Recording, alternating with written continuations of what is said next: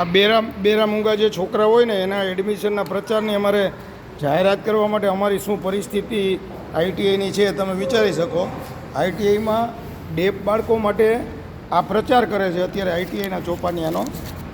એ બધા બેરામૂંગા છોકરા જે છે એ એકબીજાને સમજાવે છે કે અહીંયા આવો કોર્સ ચાલે છે અને પહેલાં મોબાઈલમાં એનો ફોન આવ્યો છે અને આ રીતે સાઇન લેંગ્વેજ આવડતા ટીચરો અહીંયા મૂકવાની જરૂરિયાત જણાય છે.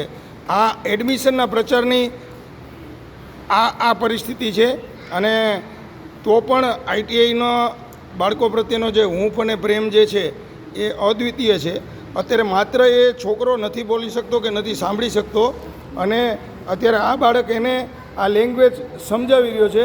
ક્યારે આઈટીઆઈ આવવું, કેવી રીતે આવવું, કેટલા વાગે આવવું, ક્યારે ફોર્મ ભરવા આવવું અને આ રીતે બાળકોને અમે હૂંફ આપીએ છીએ.